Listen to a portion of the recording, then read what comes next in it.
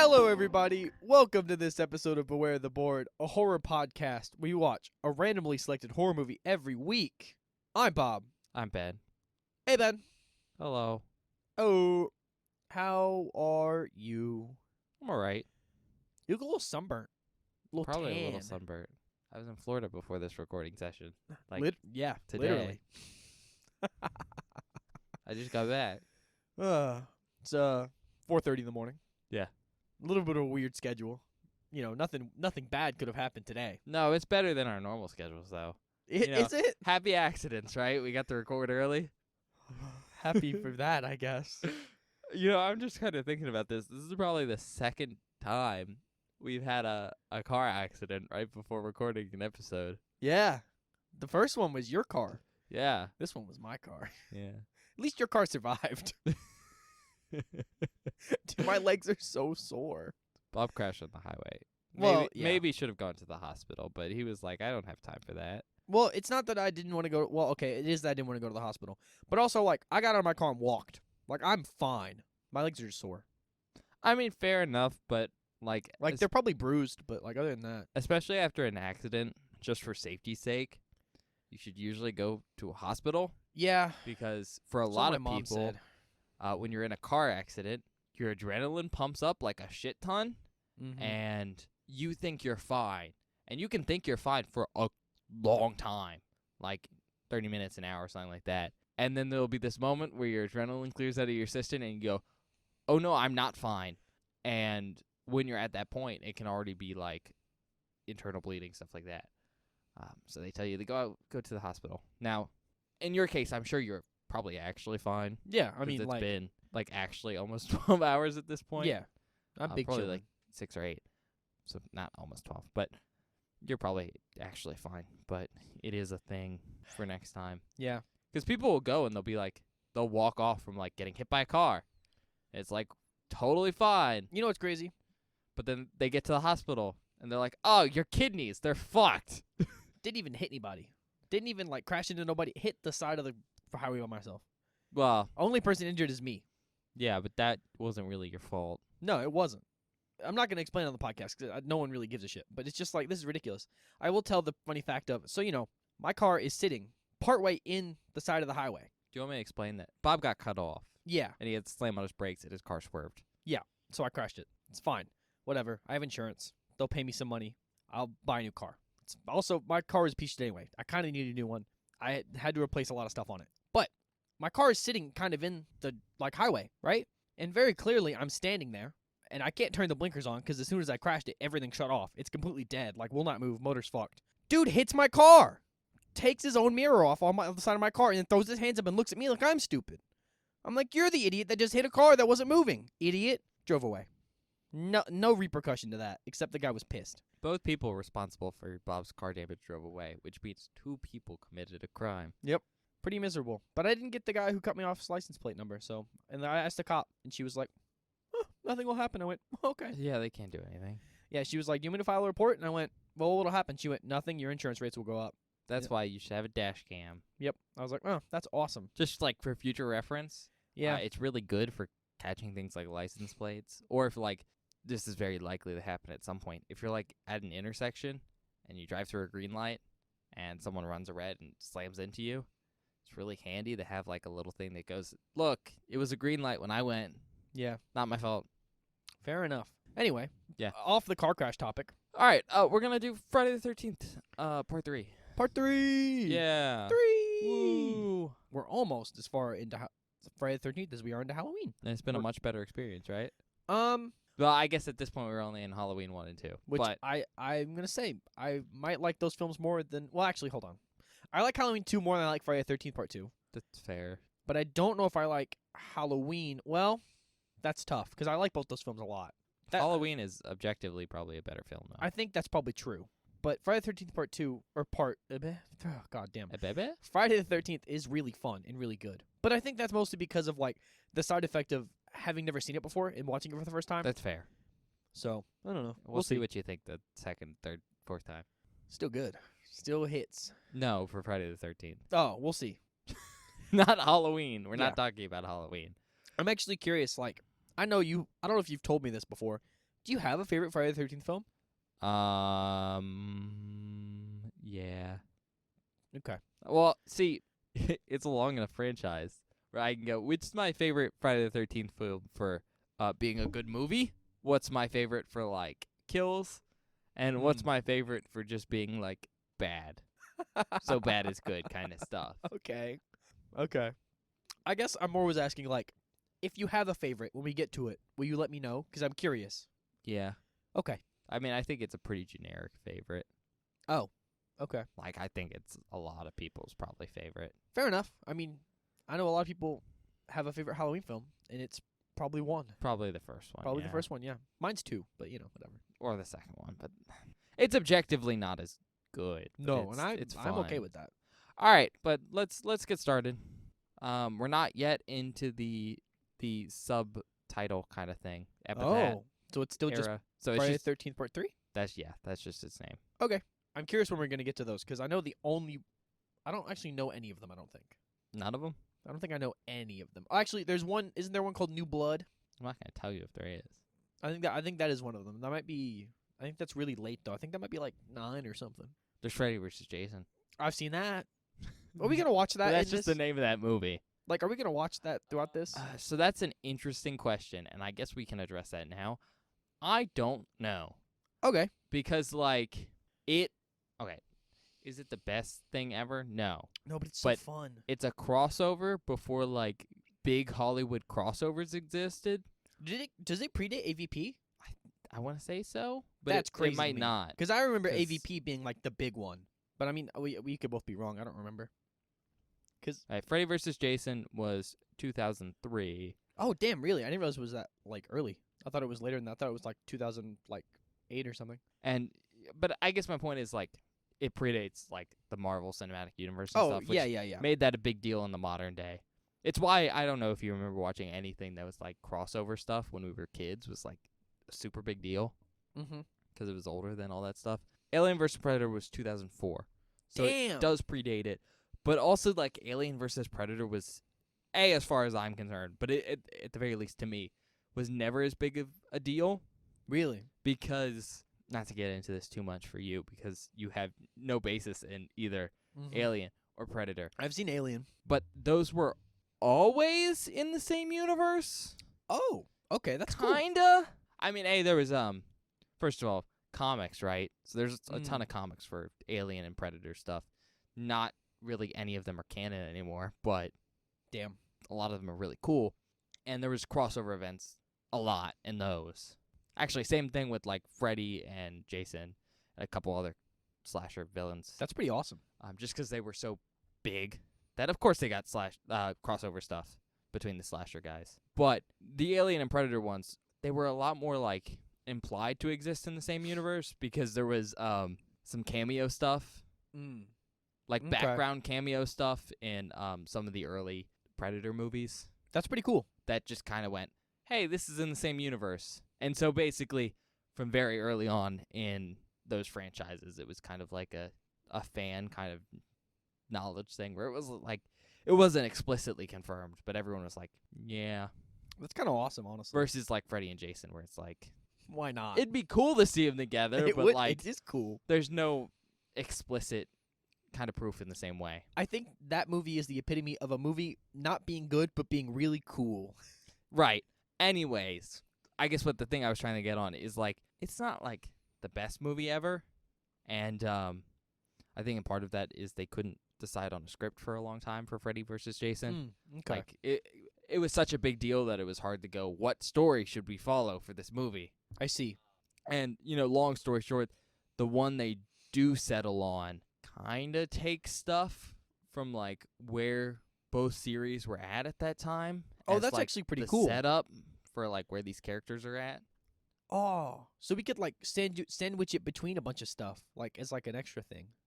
But we haven't seen Nightmare though, so do No, we save it? I meant point being is like you kind of need the background knowledge for like where it is in the Friday the 13th timeline to watch it. Mm-hmm. And you also kind of need the background knowledge for where it is at in the Nightmare franchise. Yeah. So to answer when we're going to watch it, I don't know. Okay. Cuz like we could watch it where it is in the Friday franchise Mm-hmm. chronologically, or we could watch it where it is in the Nightmare franchise whenever we get to that chronologically. Yeah. I think we could watch it when we get to its point in the Friday series Mm-hmm. and not have any problems, Sure. because I think it's totally fine there, but we could also just wait. So I think we'll just decide when we come up to it. Okay.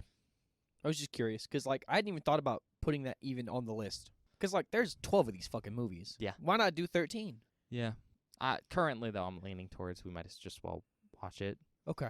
I mean, I've seen it, so I know what happens. I mean, it's, Yeah, whatever. I mean, It's fun. My thing is you've seen it. You don't remember it, really. I remember sure. parts of it, but not. I mean, I not watched it when I well. was, like, 14. Yeah, not well, I'm assuming. But I'm of the opinion we just watch it when we get to it Yeah. I for don't see Friday why the not. 13th. Because, like, the stuff you need to know from the Nightmare franchise is, like, bare minimum. Mm. And it can mostly just be, like, I've also whatever. seen the first one of that. Yeah. So I But think I got a I'm good not- premise here. I'm not... Well, yeah, the premise, but I'm more referring to stuff that happens in, like, 4 or 5. Oh, my God. It's really that late? Yeah, it's super late in both franchises. It came out in 2003. Yeah, but wasn't the last Friday the 13th film like 2009?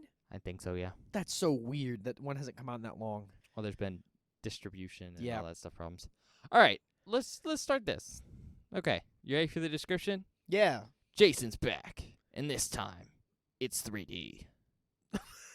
No way. This movie was like released in 3D. Yeah, Holy shit. It did like a Jaws 3D thing? That's kind of yeah. ridiculous. Which, it's part of the reason why I think there's that whole, like, common idea where, like, the third movie and horror franchises or, like, big franchises is 3D. Because this one is.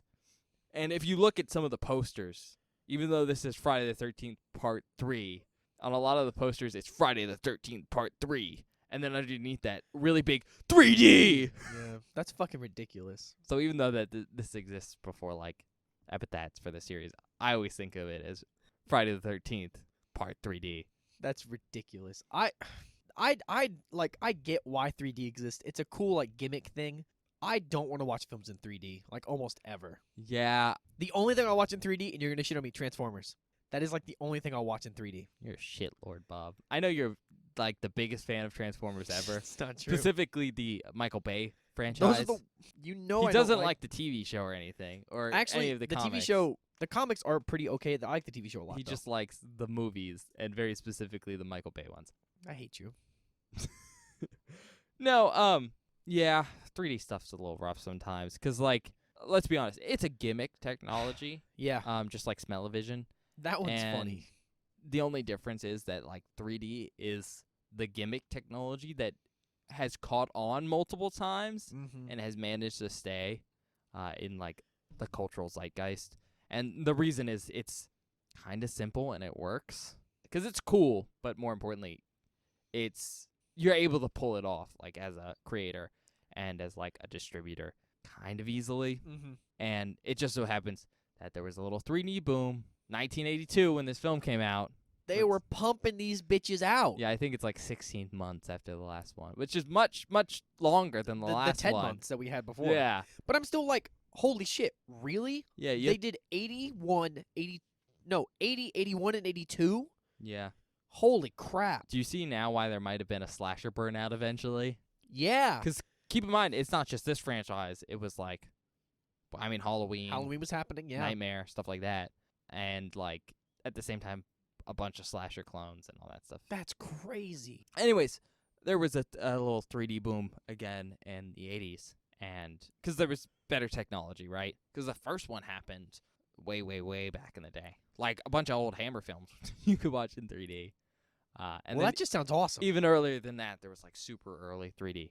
But it was much harder to do. But long story short, there was some really good 3D techniques that were pioneered right around this time. And Friday the 13th Part 3 was like, we're gonna hop on that craze. You better tell me you have 3D glasses in your backpack. No, so we can don't. Watch this movie in I'm 3D. sorry. I've actually never seen this movie in 3D. Don't they? I swear to God, they sell like movies that you can buy with the 3D glasses. You can watch it with 3D do. at home. So When I buy the Blu-ray of this, I'm gonna buy the 3D version. So I don't know if it'll come with it. But basically, Blu-ray at this time period was the red-blue one, Yeah. where you have the shitty glasses on. It has like the thin pieces of plastic for the lenses, and one's red and one's blue. Uh-huh. And when the colors combine through both your eyes, it's 3D. It's also vaguely red and blue, right? Yeah. Which was a very cheap option, and is why 3D caught on at this time period. But it's also shittier than what we use nowadays, which Yeah. doesn't fuck with the colors. Like the real 3D glasses. Yeah. Anyways, I do want to have this discussion now, though, about 3D stuff, because it's going to be kind of the big thing you need to know about this movie. Like, I'm telling you right now, I don't really have a lot to talk about regarding this film, except for the 3D thing, because it's really the big takeaway. Anyways, point being, this film was made to be in 3D, and it's also shot in 1980, when 3D cameras were super, super finicky. And so I just want to let you know right now, and for anyone who's listening to this and hasn't seen the movie, that, like, what that means is this film, more than anything else, like horror, suspense, cinematography, is built around being in 3D. And so while there's some, like, really effective 3D images, like they pop out, whoa, there's some effects of that. God, okay. So you know. And I mean, that's how I think 3D films have to be. You know, when you're making a film around 3D, you go, hey, I'm gonna take advantage of this, and that means that affects like cinematography, storyboarding, everything, which is understandable. But it's also makes a film that's especially goofy when you watch it without 3D. Yeah. Because none of those effects work, and you're just left with people throwing shit at the camera. A clunky film, essentially. I mean, I think the best 3D only happens nowadays because it's been so normalized, and that's where it's like just enhancing the experience, and it's not a part of it. Yeah. Like, I don't think you've seen this yet, but Avatar 2, Way of Water, have you seen it? No. Has some great 3D, not on anything like that you'd think, but I saw it in IMAX 3D when it came out, and I think the best thing for the 3D glasses was the particle effects in the water. Oh, that's really because, cool. like, super little, it's not egregious at all, but it's just, like, floating around you. And I think that's 3D at its best. That is pretty cool. Not its most obvious, and therefore you're not really taking advantage of the technology in the same way that, like, this film will, which is cool, kinda, but it makes for a bad film critically, I guess. Sure. I mean, the reason I like Transformers movies in 3D is because they're stupid fun, and you just get shit thrown at you from Transformers. It's awesome. I mean, fair enough. You know what my go-to for, like, 3D films are? For, like, films that are shot in 3D, and whenever I'm like, this is a film that's made for 3D, and it works in 3D, Spy Kids. Did you ever watch Spy Kids when we were little? I watched Spy Kids, but I didn't watch it in 3D ever. When they were in theaters, it was, like, a lot of them where there's red-blue Oh, yeah. glasses. I remember that. Very over-the-top 3D. But it was, like, that's how you want to see a quote-unquote 3D film is made for 3D, even if it does has some problems for doing that. All right, long discussion, but I think it is very important because, like, that's what this film is. Yeah, I didn't actually know this was... I had no idea, honestly. And it makes the film both good and bad because, like, bad because, there's some issues, but good because so bad it's good, especially when you're watching it in no 3D. Okay. 2D. All right, it's an hour and 35 minutes long. Oh, wait, I think is this the longest one? I don't think so, but I can double check if you want. I swear the other two were, like, shorter than this. Part 2 was an hour and 27 minutes. I thought so. I thought they were, like, an hour 25. And the original one was an hour and 35. Oh, okay, so it's... Okay, back to normal. I guess just part 2 is what I was remembering. All right, it's rated R. Good. Review scores. IMDb gave it a 5.6 out of 10. Okay. Tomato Meter gave it a 7%. Oh, my God. And an audience score of 42%. Holy shit. 7? Yeah. I thought you were going to say 7D, first of all. 7. I was surprised when you finished and went 7. Nope, just 7. No 0 at the end. Wow. From the critics. It only has 2 nominations. And I want you to know that both of them are, like, just for Blu-ray stuff. Really? Yeah. Oh. And I think it was, like, 2005 and 2014. I don't know why, but I have a vague memory of people that whose opinions I respect saying this is their favorite Friday the 13th film. Probably not for, like, good reasons, but for, like... Because, like, the 3D stuff, when you're not watching it in 3D, just looks goofy. And that's not good, but it's... Funny. It's funny because it's bad. Okay. That's what I'll say about this film. Maybe we'll do a 3D rewatch at some point. Yeah. Have you seen this in 3D? You said you I haven't. said right? I haven't. We should watch this in 3D. I will buy a 3D because I know they definitely TV? sell. You can buy a 3D TV. Oh, I know they definitely sell like a 3D version of the movie that comes with the glasses. They have to. The Blu-ray might still have the option to watch it in like red blue 3D. But I have 'Cause to that's buy a the glasses. Pretty cheap thing, but you just buy the glasses. Yeah. They're like $1. And it Okay. might come with them if it has that option. I know usually back in the day DVDs would come with them if they had a 3D DVD. I just had a really awesome idea. I'm gonna pitch it to you right now. It's for the board. It's not even for this series Is at it all. 3D? 3D movie category, and we watch all of the movies in 3D. Oh. We can watch Jaws 3D. Oh. We can watch this. I don't know. We've already seen Piranha this. 3D. Mm-hmm.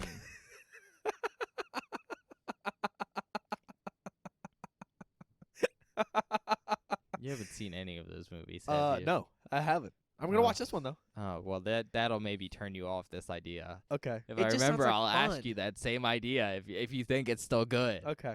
Especially because this is like it's not early 3D, but I'm gonna just say it's early 3D. It's 80s 3D. Yeah. It's got a distinct feel for what it does to movies, and I'm not sure if you're gonna like it. We'll see. Anyways, notable actors. And once again, I'm not gonna tell you the Jason actor, so you Ooh, I can have to guess.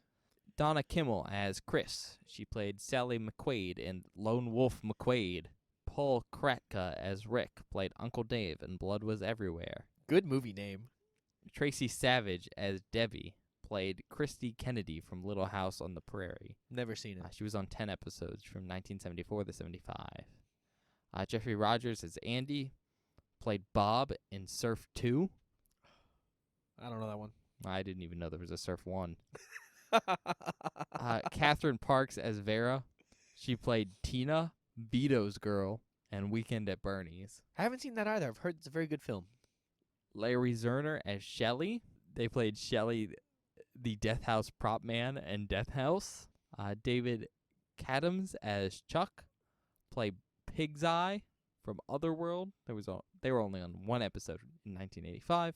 Rachel Howard as Chili. They played Marilyn in Deep Space.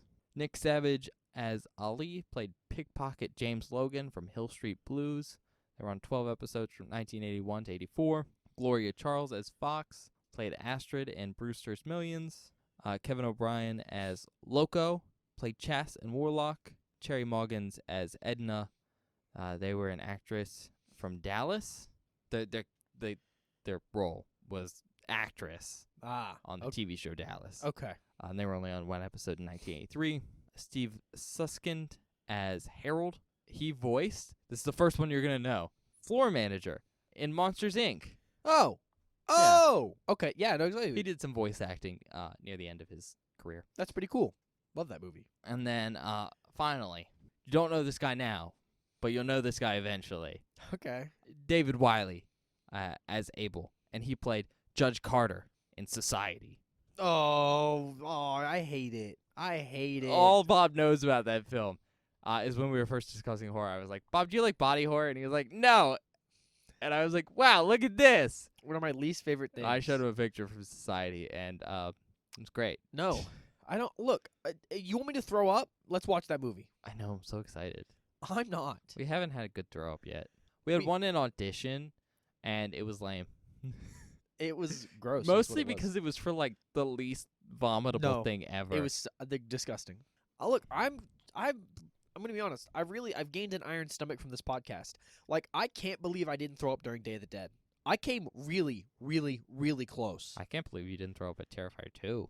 I almost passed out. That's different. No. That He movie didn't throw up, which is was weird. so fun. I think part of the reason is I never remembered to get you to eat before we watched the really bad movies. No, we usually eat between episodes. Yeah. Which means if the second episode is bad, which means you just need to plan around us eating between episodes. I know. I also don't necessarily want you to vomit because I don't want to record through vomit, but I do think it's funny. All right. Director Steve Miner. He also he's directed back. Warlock. Yeah. Warlock, huh? Warlock. And also the second movie. Yeah. Writers are Martin Kittrosser. He has done like a lot of script supervising and stuff, rather than just like straight up screenplay writing. Okay. But he did script and continuity department on Kill Bill Volume 1. I haven't seen any of those. Isn't that Quentin Tarantino? Yeah.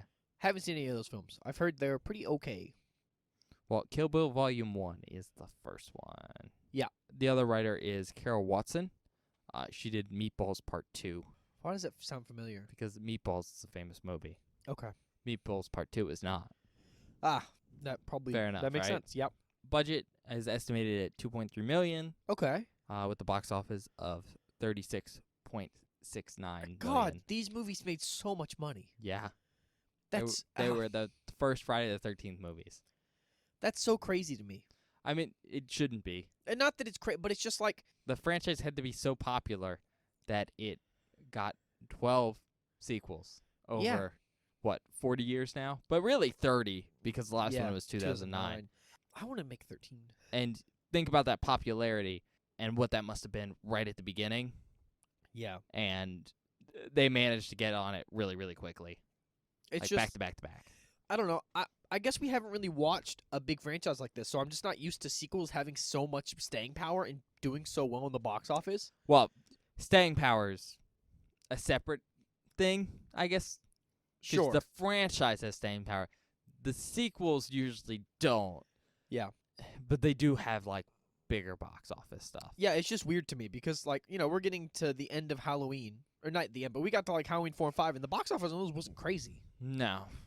So I'm just sitting here like, we're on fucking Friday the 13th Part 3, and they're still making fuckloads of money. I mean, it helps that they hopped on the crazy train and they kept going. Sure. It also helps that Friday the 13th was always a bigger franchise than Halloween. Yeah, that's fair. I mean, I think at the end of the day, and we've discussed this when doing Halloween episodes, but like Michael Myers is just a lot less personable. And I obviously don't mean like definitionally personable, but he's a lot less of a character. Yeah. And so it's hard to make a franchise around him and latch onto him as like an audience. Mm-hmm. I mean, Jason is just so iconic. But Jason is much more easily able to be like latched onto. Yeah. And because of that, he's much more easier to like support a franchise with. Mm-hmm. I mean, I think that's why like what is it? Nightmare does so well is because Freddy is just so He has a big entertaining. personality and you can like him. Yeah. Even though he sucks technically, you know. I still like him though. Yeah, for now. I've only seen the first one, but like I For love now, Freddy you in that like film him. so much. Maybe he'll wear you out eventually. Maybe. All right, country of origin United States. Tagline: a new dimension in terror. God damn it. God damn Pretty it. great. Oh my god. All right, so fun facts. My first one was it's 3D. Thanks. But we already had that conversation about how like that's just I had to prep you, Bob, because You know what? I'm going to be honest. It makes me more excited. I'm like genuinely really excited to watch this one. Because I like guess it's going to be fucking goofy. yeah, And that but it excites wasn't me. intended to be goofy. That's fine. It doesn't have to be intentional. I know. I'm just saying like Goofy. it's kind of nice because I know you're going to go into the film going like, oh, this is going to be goofy. I'm going to have a fun time. But imagine watching this being like serious review. But yeah, if you come off of 2, which is like, an actual like slasher film, very classic. Yeah. Very not serious, but like it has its campy moments. But And then you go into campy gimmicky film. Yep. Especially it's whiplash. the extra camp from not watching it in 3D. Mm-hmm. All right, next one. And I think this is just the funniest thing ever. Okay. It was the first film to remove E.T., the extraterrestrial, from the #1 box office spot. This movie, I've never seen E.T. I've heard it's very good. And it became the second highest grossing horror film in 1982, behind God damn. Poltergeist. Oh, Poltergeist. Let's watch Poltergeist. No, Okay. you're never allowed to see it. Oh my god. Sorry to go on a Poltergeist, not rant. Isn't the guy from Return of the Living Dead in Poltergeist? Am I wrong? Yes. Okay. You know I'm how you wrong. know that? I've told you that on that episode. Yep. That's the reason I want It's, to watch it, because I love him. Frank. I want to watch Poltergeist. I love Frank. They're so good. Frank and Freddy are so good. They're so good. Anyway. I just think that's very funny because, like, it's obviously like kind of a shitty sequel, right? It's the shitty gimmicky threequel, Yeah, sure. and like we are all aware of that as a modern audience. But it's so interesting to go like way back in 1982. this was like huge. People were excited about this. Second highest grossing film of that year. Yeah. Well, horror film. Knocked E.T. off of number 1 at the box office. And that movie is fucking massive. People love E.T. Isn't that Steven Spielberg? Yeah. Like, that's a Spielberg film. Come on. In the 80s? Are you fucking kidding me? I mean, it had already been in that spot for a while, so it was going to get knocked off eventually. But Sure. But the fact that this knocked it off is crazy. the first film to do so, yeah. Anyways, and then my last fact before we get into this, and this might actually make you sad, that this is the first, like, a Friday the 13th film to not be shot, like, in the East Coast. Oh. Instead, it was shot in Voluset Movie Ranch and Saugus, California. So Huh. that means instead of having, like, actual location stuff, we're going to have, like, fake movie set stuff now. Oh. So you I kind of don't lose like that that. charm. Yeah. Well, suck it up. We had to do that now because we're in 3D. Yeah. I don't know. That That's is annoying. directly an effect of being this like a 3D movie. Really? Yeah, because the cameras were finicky. Oh, you couldn't like haul them out to New York. They were on big. They were a heavy. campground. We'll talk about the effects 3D had on this Not film New at York, the New end. Jersey. Why did I say New York? But like Oh, Sleepaway they Camp. had to film on a lot. Yeah. Damn. Okay. All right, we're gonna go watch this movie though. Yeah. We'll be back in a minute.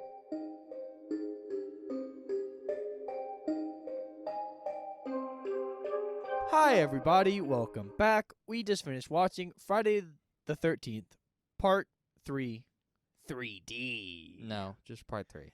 Okay. I was You- throwing the 3D on there. Yeah, just but for it's fun. not a part of it. And also, we didn't watch it in 3D. We should have. No. Would have helped.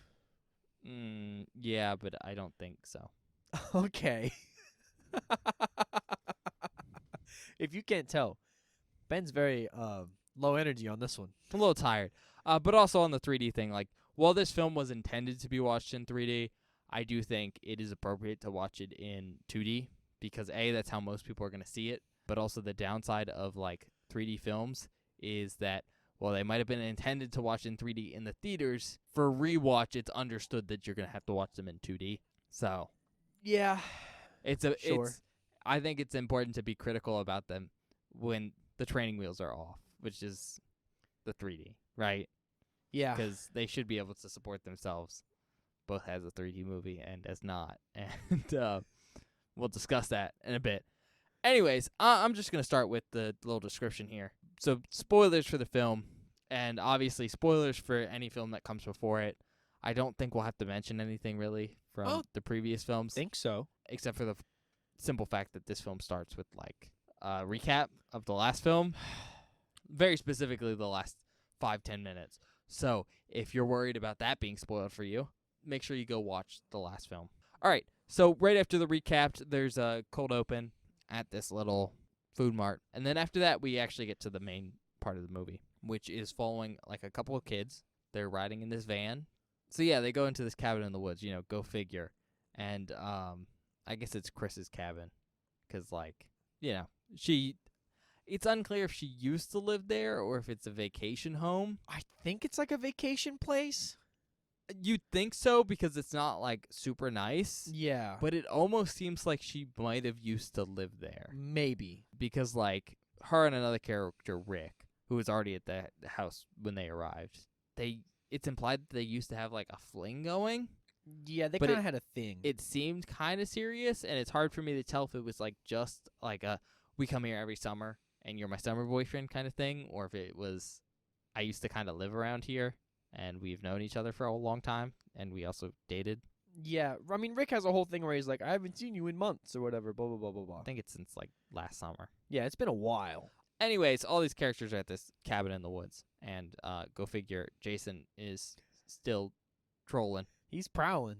and then he starts killing, because, spoiler for the last movie, this takes place the day after the end of the last film, Like, immediately following. and he has, left the location of the end scene of the last film, which was Camp Crystal Lake adjacent, Mm-hmm. and walked to the barn that's attached to this cabin. Yep. So, yeah, it's pretty bog standard, really, as far as stuff honestly. happening. Okay, on that note, we're actually going to discuss the film. As always, again, spoilers, and we'll have a spoiler section to talk about some specific things, but we'll get to that in a little bit. All right, straight off the bat, the first thing I want to talk about is 3D in this film. Because, like, to be honest, and I think you said this during the movie, this movie's super generic, essentially. Yeah. Like, it is, like, you got kind of all the slasher tropes from Halloween already, but you've seen the first and the second film in this franchise, so you kind of got the formula in your head already. Mm-hmm. And this film just does that formula, like Yeah. how you expect. You know, people go to a location, it's a bunch of kids, we get our characters introduced. One of them is very clearly the final girl, Mm-hmm. and one of them is very clearly, like, the romantic lead. They go off separate from everyone else. Everyone starts dying one by one. Yeah. They come back. Final girl surrogate. The end, right? Pretty generic stuff. Although I think it's fairly well executed. Yeah. Like, there's nothing about the film as far as, like, structure and stuff like that I'm like, that was bad. There's also nothing I was like, that was great. Yeah, this is one of those films where, and I mean, we've run into a few on the podcast. It does everything you want it to do to a decent level, to a point where it's like, this is just like, it's fine. Like, it does everything you want it to do. In fact, it might do it well. Yeah. But it's not interesting because we've seen 2 other films almost exactly like it right before it. Yeah. So it's pretty mid, to be honest. Right. And so, like, the big thing you take away from this is all the 3D stuff. Mm-hmm. Because it is egregious. It's everywhere. It is everywhere. And Bob didn't even, I think, notice most of it. But I'm pretty good at it. And even then, I only pointed out half of it because I was like, I don't want to sit here and go 3D, 3D, 3D. I did it a lot, though. I just went, lot of the that's 3D. It's been going, whoa, 3D. Or just, oh, no, it's coming right for me. Because it's everywhere. Basically, any pole-shaped object sticks Oh out my of the God. camera. Anything that could move slightly towards frame, it's egregiously moving to the frame. Yep. Basically, every kill has some 3D element. Not always well-deserved. No.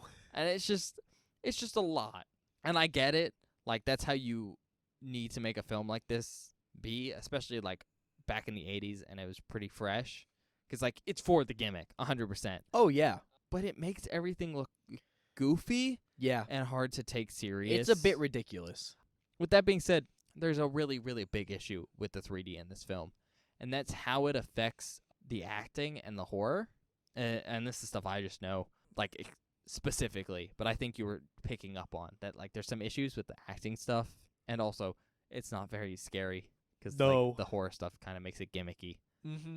But, like, 2 ways I know the 3D technology really affected stuff. First of all, lighting. Oh. Those 3D cameras need a lot of light. Yeah. And so this film is super, super bright. Yeah. There is, like, no darkness in this film at all. There's like one good dark scene. And from a certain perspective of, like, you know, if you're watching this on a modern TV, which is like OLED or something like that, that has brightness issues, you're going to be able to see, which is great because, like, Part 2 had some scenes that were really dark. And so if you weren't watching in total blackness, it was hard to see them. This film doesn't have that issue, which is great, except none of the scenes have tension at all because No. everything's so bright. Like, even the scenes that are set at night are, like, bright. Oh, yeah. Like, all the characters are perfectly illuminated and everything, and that's because of camera technology. And I think that's a real takeaway Mm-hmm. on some of the atmospheric stuff. But the other thing that 3D really fucked up is a strong word, that really affected stuff was, like, the acting and some of the props Yeah. for, like, practical effect stuff, so including kills. Basically, getting 3D takes, especially with, like, how this camera was back in the day, technology being new, was very hard. And so most takes had to be done over and over and over again. Because, like, you had to get the 3D effect right, you had to super specifically, like, hit the camera lens very, very close Mm-hmm. while doing these things without trying to make the thing look like you're super obviously trying to hit the camera. And so, you know, that meant scenes had to be planned around being shot over and over and over again. But also, your actors get so done with doing something over and over again. And it gets to the point where the actors are basically at the point of, doesn't matter if I act this well. What matters if I do the 3D. Yep. And so I think one of the really early ones I want to note is one of the characters in the cold open. He's the guy who runs the little mart. Harold, who Bob really liked. I didn't like Harold. He's pretty goofy though. Like, he runs this mart, and his biggest characterization is he's very hungry and he eats everything It's true. that he just sees in his own store, but then he puts it back half eaten, Which is really weird. assumedly to continue to sell. He like opens a jug of orange juice and takes like a big gulp out of it and then puts it back on the shelf. Like, He eats some fish food, eats them. Well, that is a whole separate thing. but he likes bunnies. He's good with bunnies. Yeah, the rabbit's nice. Anyways, there's like first like super 3D thing in the movie is he picks up a pole and just egregiously shoves it in the camera. There's no reason for him to do this, No. which already like makes the acting not look great. But like, if you're paying attention, he just straight up looks at the camera Yeah. because after so many takes, the actor just went, "Fuck it, not doing this anymore. I'm gonna so I can cheat." aim it. Yeah. And that's a common thing you start to see in this movie of just actors looking directly at the camera because they're just like, I've done this so many times trying to look natural. I'm done. Here you go. I noticed it when there's a scene where I think Chuck hands a joint to someone or passes a joint and he passes it like at the camera in 3D. It's like, Yep. ooh, 3D weed. And it's It's just just really, egregious. really it's so affects bad. everything. But I want to say, besides like the acting and stuff like that really takes a hit from that 3D stuff, one of the things that was, I think, hard to work around is fitting in like practical effects and gags. Yeah, man. There's basically a bunch of super egregious gags that don't need to be in this movie. Mm-hmm. The worst is the yo-yo. Oh my god. There is just a nonsense scene of Handstand Man just doing the yo-yo at the camera. And it's not even a good-looking yo-yo scene. He's just kind of dropping he's it. just taking a yo-yo up and down. And it's just like, this doesn't need to be in the movie. This is bad. This would never make it in a film if this was Not 3D. not 3D. And even if it was slightly less egregious, it wouldn't have been put in. But Yeah. it is.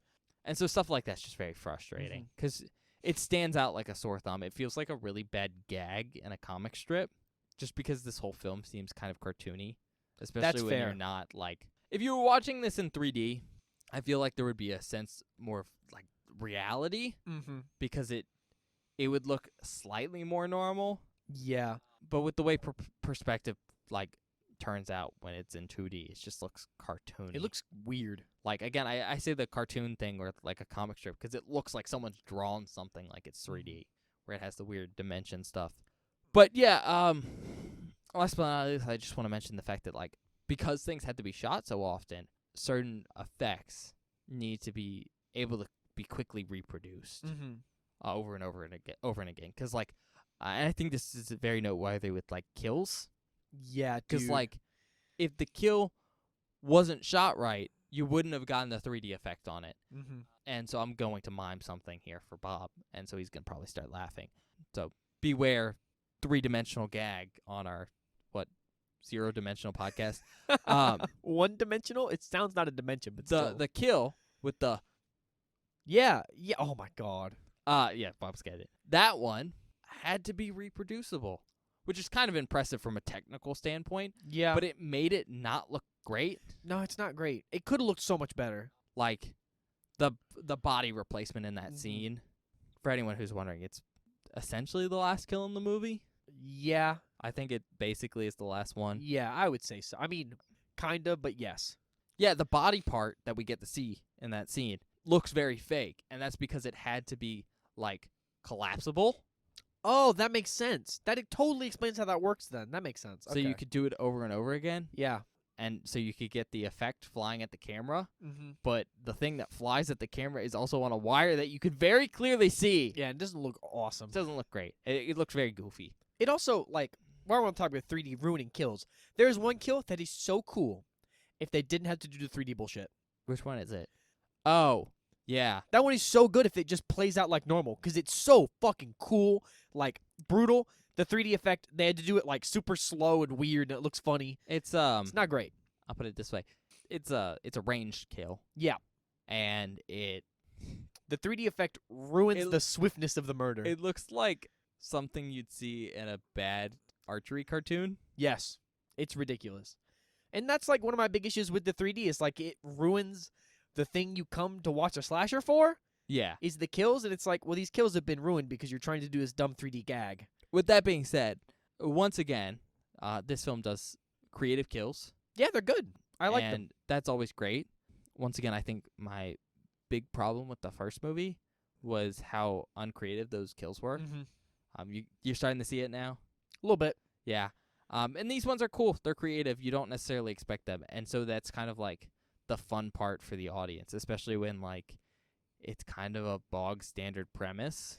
Yeah, I mean, the fact that it is just like your basic slasher, it's set in like a campground, makes the kills, the fact that they're more creative helps a ton. 'Cause Yeah. It's like, we haven't really talked about it. A lot of the characters in this movie don't have great characterization. They're not that likable and or interesting.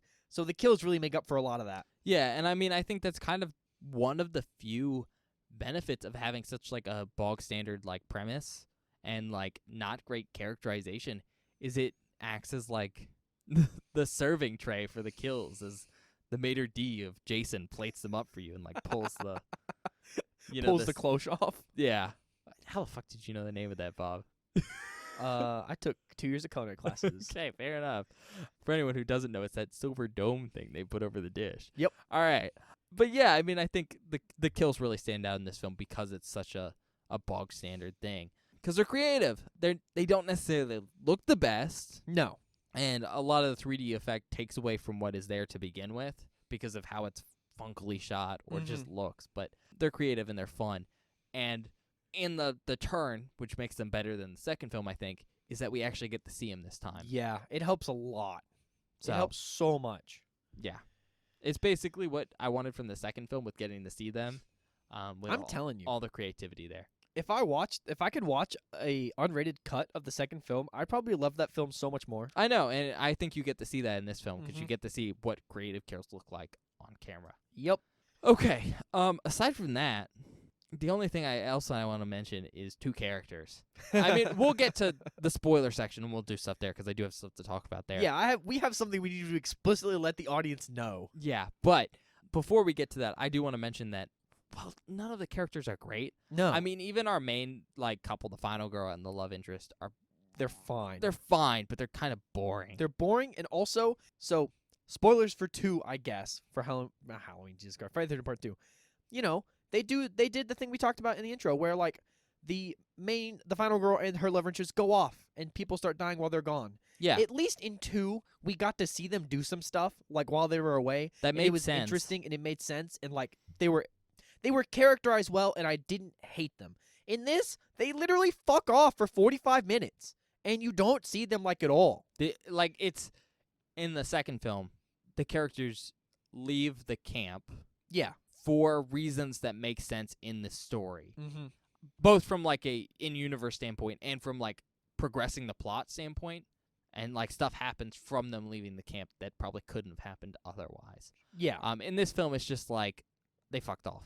For no reason. They're just gone. And we don't even really get to see big scenes about them that matter while they're gone. No, It's and it just makes oh. like the whole Final Girl circuit like boring as hell. There was one time where we flashed back to them coming back. Like oh my god. we had been on the people dying at camp or at the cabin, and we see them slowly walking back. And Bob was like, "Wait a second, they've been gone for like 30 minutes." They were gone for so long. It's egregious in this film. So yeah, not a lot of great like couples in the film. No. Some are better than others. Sure. However, I think the best one is Chuck and Chili. Chuck and Chili are awesome. They're great, and Bob might have a bias.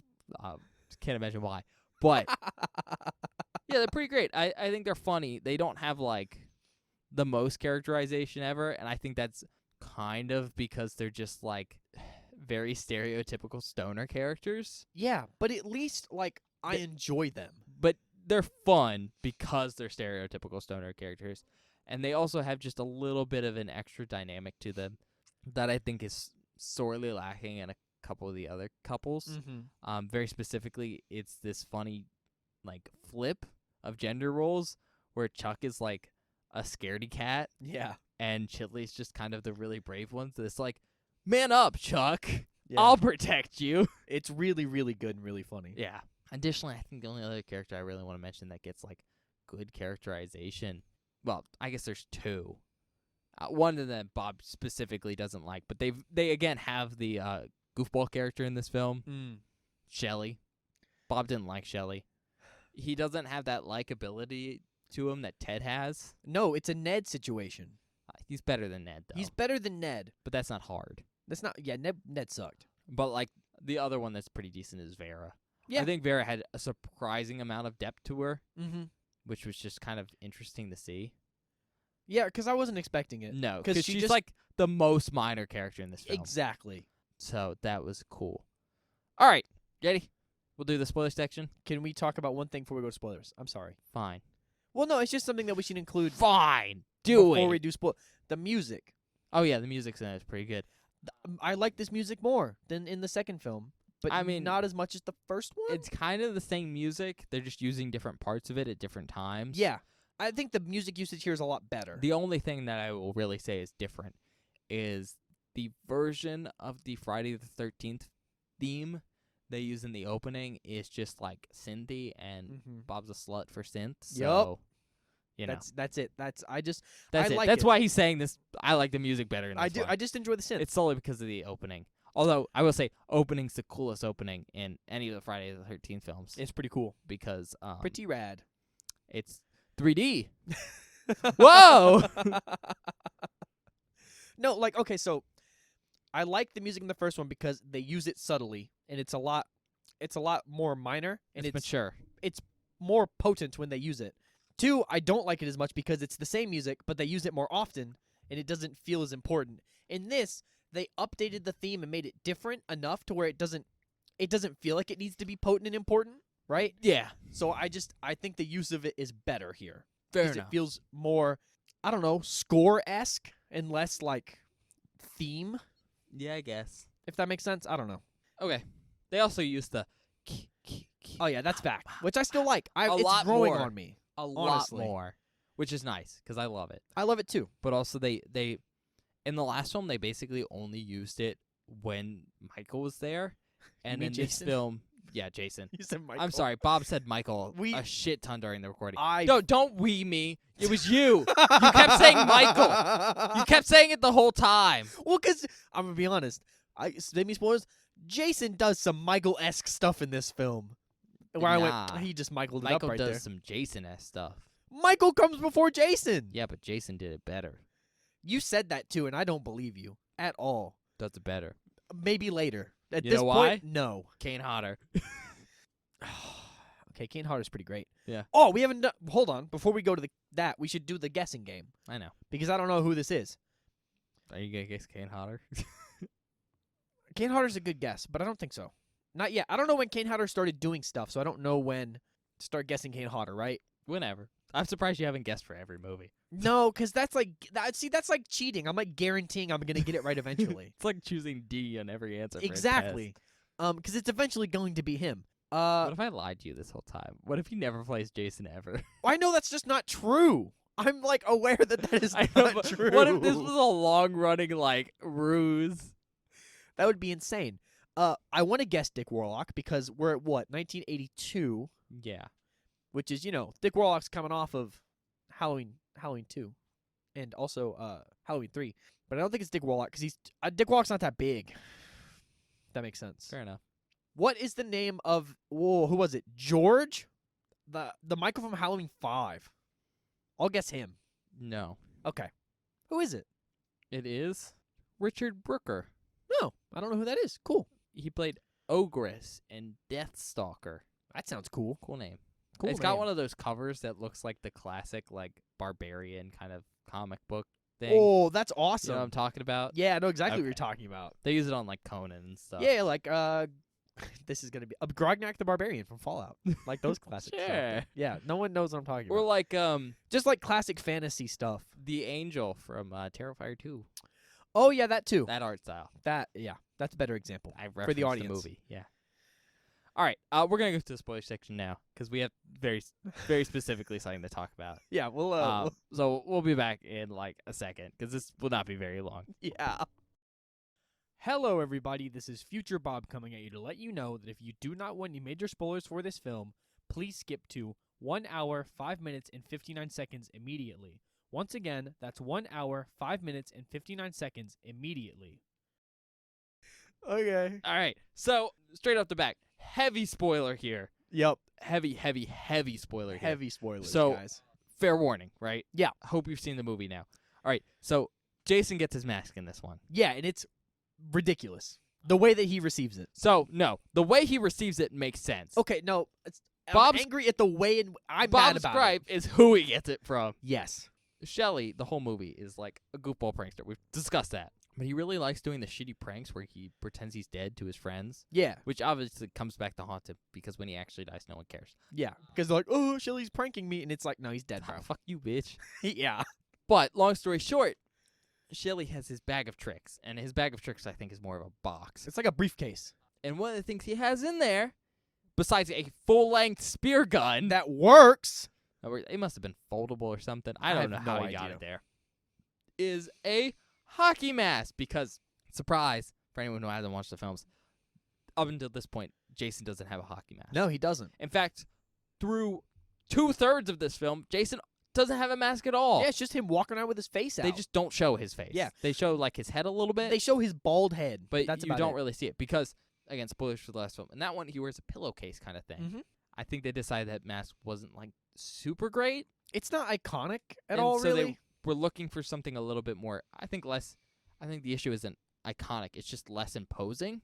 Sure. They wanted something more imposing. Well, I was thinking more like, it just isn't like, it's too generic. It's just like, oh, sack on head. Yeah. Which is like the Leatherface thing, right? Doesn't Leatherface have a sack on his head, too? I'm not going to answer that. Well, I don't know. I'm asking. I know. That's why I'm not going to answer it. 'Cause Okay. We're going to watch this eventually. We We'll are. get Cannibals. Ugh. Yummy. I Anyways,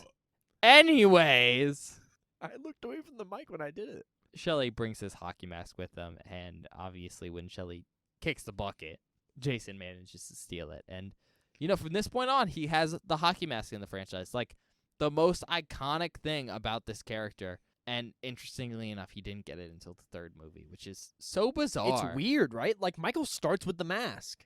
That's how most people think about him. Yeah. And, in this one, Jason doesn't have it until the third film. It's Even very though strange. That's how everyone thinks about him. No, 'Cause his face changes in every film. And I just want to mention right now, his face looks decent in this one. Yeah. I think it's the best Jason face so far. Mm-hmm. It's also cool because this is the first time we get, like, a full big reveal of it, too. Yeah. Well, we got a big reveal in the second film. Yeah, but it's in, like, only in that little bit at the end. That's like we put a dream sequence. Yeah, and this we actually get to see it for real, Same thing for the first film, too. Like, the Yep. Jason face we see in that one's also a dream sequence. Mm-hmm. I think that one looks good, but it's the Tom Savini, because it's Tom Savini, but it's, like, also just different. Yeah. So, yeah, that. And then the second thing I want to talk about is the final gore circuit in this one is really, really long. It's super long. And really, really boring. 'Cause super I boring. think we only see 2 bodies in it. Yeah. Oh, there's something else I want to talk about in the spoiler section. Thank God you just reminded me. Keep going. I know, I was Sorry. about to bring it up. Oh, okay. Yeah. Yeah. How do you know what I want to talk about? Oh, really? Okay. Really? You want me to take a guess? Sure. You were going to talk about how this film's basically the first film. Yep. Yep, there it is. Ha. All right. Anyways, the final gore circuit in this one's really You're boring. So angry. Well, I have this train and I'm going up the hill. I'm like the little train that could, and I'm like, I think I can. And then Bob comes in, and he's like, fuck you, and he's like the kid that kicks over the train. How small are your trains? Well, it's like a toy train. And I'm, like, Okay, playing with okay, toy okay, trains. okay, All right, okay. yeah. Anyways, the final gore circuit's really boring, right? And I think that's because we don't really see any kills during it. The final girl, Chris, just telling you right now, because heavy spoilers, obviously. She does a really, really long run, like really, really it's long. really long. Which is, I think, kind of an issue. But she only finds like 2.5 dead bodies. I'm trying to count on my No, fingers. 3.5. Loco, Yeah. Rick. what's that girl's name? Oh, the pregnant one? Yeah. Don't remember. 3.5. Anyways, Oh, Ollie too. I guess, but she doesn't really find that. It just happens. Ollie's more of an obstacle. Anyways, long story short, not a lot happens during that run, and obviously the final girl circuit kind of ends when like the fight happens. Mhm. But it's just not like an interesting final girl circuit. and No. it's probably the weakest in the whole franchise. which is saying something because the one in the first film is so slow and kind of boring. Yeah, But that one has a benefit. I think there's a reason that this Final Girl Circuit it feels like so low energy, and that's because there's a pseudo Final Girl Circuit right before this that's just great with Chili. Oh yeah, yeah. Chili essentially has her own Final Girl Circuit where she finds Shelly's body. Yeah. And then she runs around a little bit. And I just want to mention, it's my favorite part of this entire movie because the way Chili behaves, it's pretty ridiculous. is ridiculous. The acting there is just not great, and I feel bad like harping on the actor Rachel Howard because I do love it. I love that scene so much because she's just she seems so like not afraid, even though she's shouting things that sound afraid. Yeah. Which, I mean, I guess you could explain away as the character being both very, very high and in shock, which are probably true things. But the scene starts by going, "Oh my God, Shelly's dead! Oh my God!" And then he just keeps screaming, "Oh my God!" While and she's slowly walking around the house, and instead of there's a spiral staircase in the middle of this cabin, which is really cool, by the way.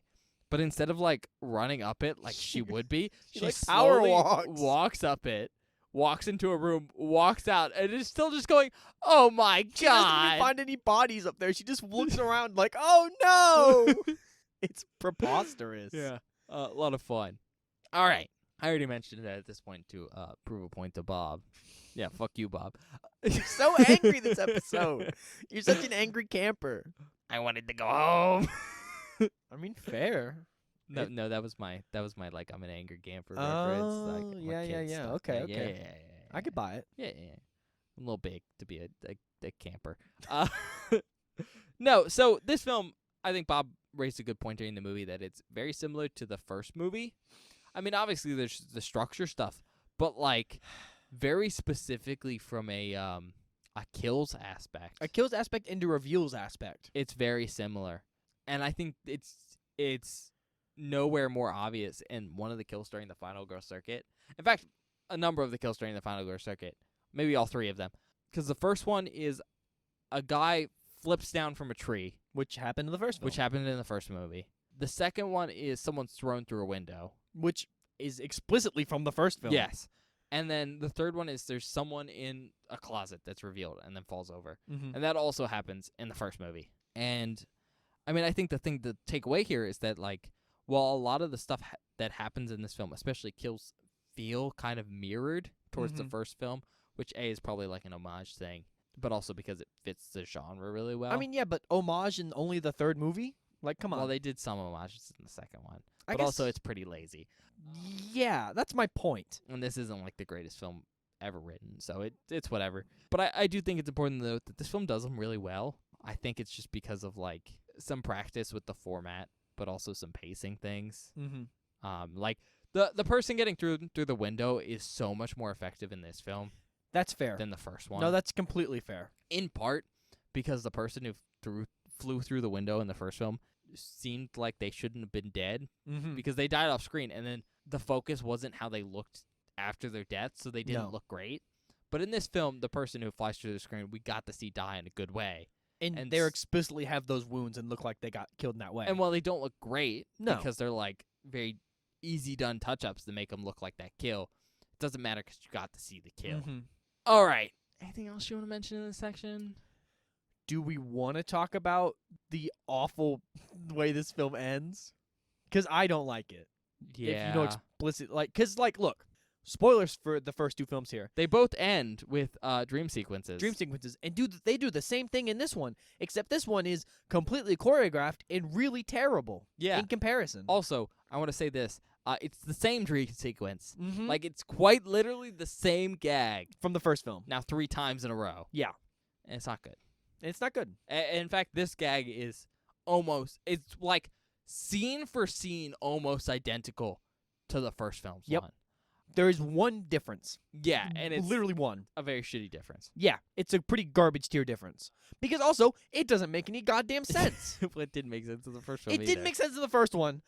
But, like, there's a reason she had that specific dream, right? In this one, she doesn't know who the fuck that is. Nope. Like, she has no context for any of that, and it's kind of horseshit. Yeah. It's also, I just want to mention this. We get to see the lake a little bit. It is not a lake. It is more of No. a pond. It is a pond. And that is because, like I said, this isn't shot like on location. This is in like California now. And the pond is like, from what I know, like a man-made pond. Mm-hmm. And it looks like a bog because it's Yep. basically they filled a hole with water and it got super scummy and gross. It looks like a muddy fucking mess that no one would ever want to swim in. Oh, but someone had to swim in it. Yeah. And poor them.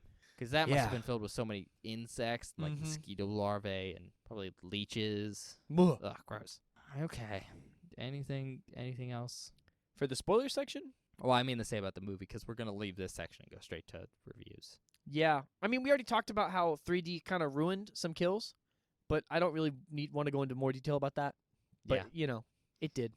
All right. We're going to leave. Hey-o! All right, we're back for those of you who left, and for those of you who stayed, welcome back. It's great to see you again. All right, I guess we're gonna go straight to reviews, but first let's do recommendations. Bob, This one is, like, we've already said this. This is a very mid movie in general. But I do think I could first of all, a big recommendation. If you're watching the whole series, watch the third one. It's part 3. Yeah. It has some iconic Jason things that happen throughout. So that's nice and cool. My other one, it is pretty much a bog standard camp slasher. So if that is something you like and you haven't seen this one, check it out. It does everything you want in a camp slasher film. It's kind of nice. Honestly, I don't know if I have any other recommendations. Because like I just said, it's pretty bog standard. So there's not a lot to really recommend it for other than the basis, like what makes it up, you know what I mean? Yeah. All right. I guess it's my turn then.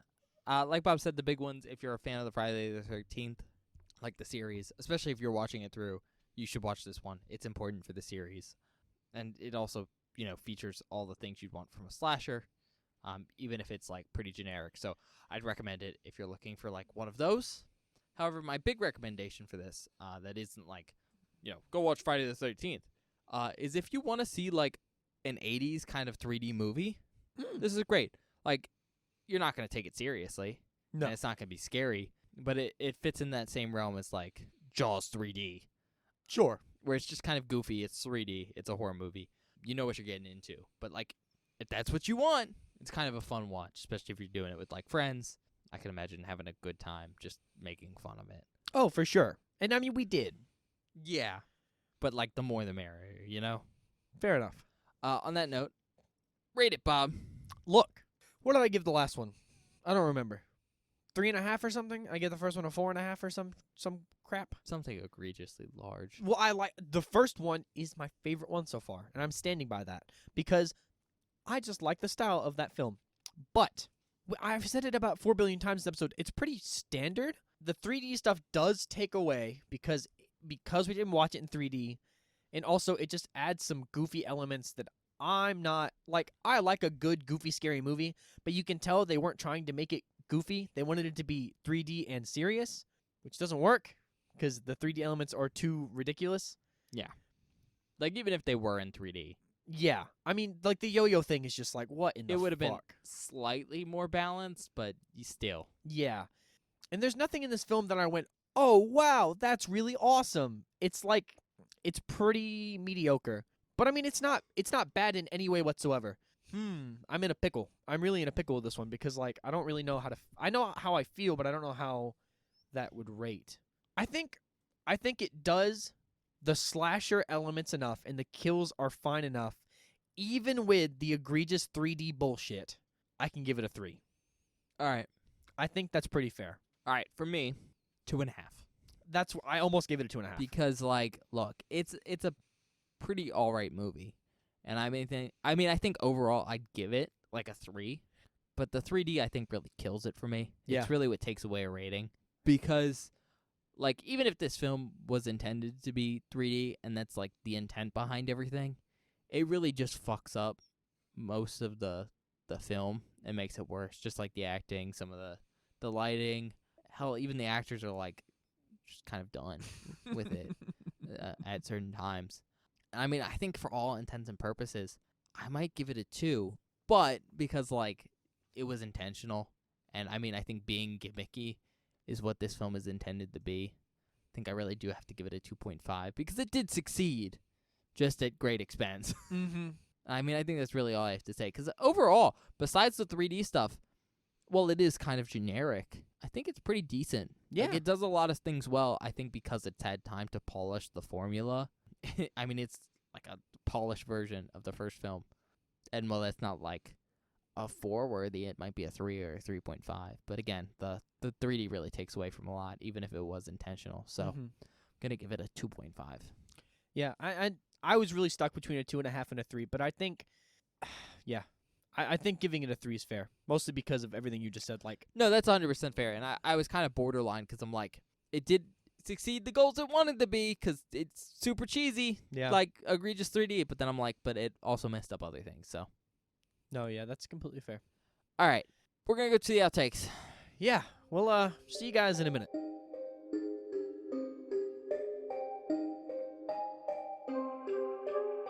Hello, everybody. Welcome to the outtake section for this episode of Beware the Board. I hope you're enjoying our review of Friday the 13th, Part 3 so far. This movie is incredibly funny and ridiculous, but if you do not want any spoilers from this outtake section, please skip to 1 hour, 16 minutes, and 18 seconds immediately. This first clip is me realizing I might have misplaced some of my excitement about this whole 3D nonsense. I hated that. Are you starting to realize maybe you shouldn't be as excited as you were about the 3D? This next clip is Ben making a terrible, terrible joke. Oh, come on! Why am I watching this guy take a shit? What is he about to wipe with? It's nothing. Toilet cherry. He's got toilet liquor, bro. I believe that's Jack Daniels. Toilet Jack? He's jacking in the toilet. Shut up. Didn't even wipe. He's got a dirty ass. I'm sorry, but if I hear like a mysterious noise outside my bathroom while I'm taking a shit, I'm gonna wipe my ass before I stand up to investigate. Even if it's like a serial killer? Yes. Because I wouldn't want to be found dead with a dirty ass. Well, no, Bob, you're going to shit your pants when you die anyways. I don't care. Well, you're going to have a dirty ass no matter what. No. Yeah. Because you're going to shit your pants when you die. Nope. You can't just deny science. I can deny science all I want. Yeah, you can. The earth is flat. We just can't include this clip now. Why? Why? Because there's a large proportion of flat earthers. That watch our show? I don't know, maybe. We all know the earth's not fucking flat, Ben. They're going to get mad at you. That's fine. They can be mad all they want. This next clip is Ben being really excited about the cold open kill and its 3D effects. It's just a rat. A 3D rat! Oh. Oh. Oh, there she got the sewing needle. Whoa, through her mouth? 3D! Yeah. That was actually it was kinda- through the back of her neck. And whoa! Jesus Christ. This next clip is why you should always wipe. He really thought his dump was so heavy that it shook the outhouse. This guy's gonna die with a dirty ass too! No, he wasn't talking literally about the shit. He was talking about the weed, Bob. Oh. That makes sense. Okay, I don't even think he started pooping yet. He probably looked like he almost... No, he just pulled his pants down and then started smoking a blunt. This next clip is me being angry about where Jason's hockey mask comes from. Is this going to start that weird Jason trope where he's like, can swim super fast underwater and pull people under? Is this where he gets it? No way he's going to get from Shelly's stupid fucking costume kits. That's such a dumb place for that to come from. That's so stupid, bro. Because now it means Shelly's necessary, and that makes me angry. This next clip is our reaction to Jason donning the mask for the very first time, and also probably my favorite kill in the entire film. There he is. First time wearing the mask. It's pretty cool, man. Oh, is she gonna get... Oh, no. Well, I assume that's Shelly's... Let's go! Shoot it with the spear gun! Is it gonna be 3D? Oh, good. Oh, actually, that's a good effect, though. That was a good eyeball shot. That was cool. The 3D part was a little goofy, but that was a good kill. Otherwise. This next clip is a lot. It's our reaction to a cool horror Easter egg, a kill, some dumb movie antics, and some really, really stupid 3D shenanigans. Rating, I think, Fangoria. It is a Fangoria. Tom Savini. Yeah, 25 years with Godzilla.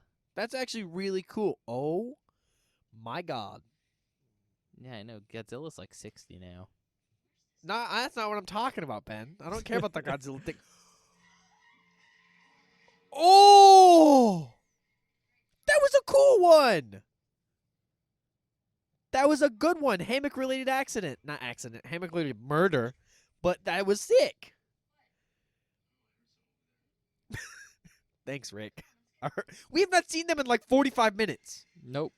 But you know who's still alive? What are they? Making popcorn. 3D popcorn! 3D popcorn, my favorite kind. Yeah, because that's the only reason you do this the way he did. Where you take off the lid as it's popping. Just let it go everywhere.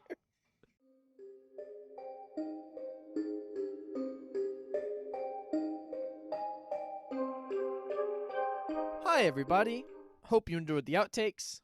Do we have any announcements, Ben? Yes, but before that, I do want to mention two things. Okay. First of all, I've heard, and I think this is true, but like, because I was kind of paying attention during the film, but not like super attention. But I'm enough where I'm like confident in saying this. Okay. Apparently, they don't say Jason in this film. Like, they don't say his name in this film. Well, they would have no reason to know his name. Well, except that it's apparently a big legend around Cape Crystal Lake, according to the second movie. Yeah, but these kids are maybe from out of town? Not two of them, potentially. Two of them would have known. That's fair. Point being is, I don't think they say Jason's name in the entire film. I hadn't So, noticed it. That's kind of weird. That is weird. Like, a lot. Because this might be the only film where they do that. It didn't feel out of place, though. No, Because like, it's, like, not explicit. it doesn't, like, stand out like, oh, my God, they didn't say Jason. But it's just, it's weird. No, that's a totally valid thing that it is weird. Because it's just, a like, bit strange. the main character's name, essentially, and it wasn't mentioned. Not even in passing. Especially with how egregious some of these films are for, like, Jason this, Jason that. Yeah. But the other thing I want to mention is I've been to a horror festival before, and they had, like a movie screening thing, during which I got to watch this movie. This was the one you watched? Yeah, I watched this film with a bunch of other horror fans, and actually, like, a bunch of cast members were there, and they did a Q&A before and after. That's pretty cool. And I will say, cheesy movie, and not necessarily a great way, but a lot of fun to watch with a bunch of people who are into that and know, especially people who have seen the kills before Yeah. and get to go, there it is, ah! So yeah, I just wanted to mention that. That's pretty cool. All right, as far as announcements go, obviously every Friday we're doing our normal episodes, but also we're doing this series right now. So this episode is coming out today, Saturday, and the next episode, the fourth Friday the 13th movie, will be coming out Wednesday, correct? Yes. All right. Aside from that, we're in our usual places, so that's wherever you get your podcasts. You're probably listening to there right now, so Spotify, Apple Podcasts, other places. We're also on YouTube, which I think is a weirder place for some people to realize that we're we're available to watch. That service is really good if you want to show us some like support in the form of like subscriptions or likes, because we can see that, and that's always really nice. But the really big thing with YouTube is it's one of the two places to communicate with us. You can either do that through the comment section on YouTube, or you can tweet at Bob on the Twitter account, because he runs that. You can be like, oh my God, Bob, watch this horror movie. He'll be there for that. Oh my God, I fucking hate you so much. That's so fucking funny. Like Ben just said, check us out on, look, I don't want to call it X, but that's what it's called now. Only on Apple. Is it only on Apple? I think so. I think mine's just Twitter. Okay, well then I'm saying Twitter still, because I need Elon Musk to calm the fuck down with Also, the stupid you can X just thing. call it Twitter. Yeah, I'm going to keep calling it Because Twitter. everyone just calls it Twitter. Everyone still calls it Twitter. Check us out on Twitter, at Beware the Board. It's where I post updates about the show, information about the show. It's changed to X now. There was a bit where it was just X on Apple. It's weird. I'm still going to call it Twitter. I don't care. But yeah, on Mondays, I post a spoiler post for that Friday's episode, which is basically a hidden movie cover that you can reveal to see what it is so you can watch the movie before the episode comes out. And so whenever you listen to the episode, you don't get any spoilers or we're being really vague about stuff. You kind of know what we're talking about. Then on Fridays or whenever an episode goes live, I post a link to the episode. So if you ever miss an upload or wonder when something went up, it's all on our Twitter. Last thing, check us out on TikTok and YouTube Shorts at Beware the Board. It's where I post short-form content from the show. I cut old clips from old episodes.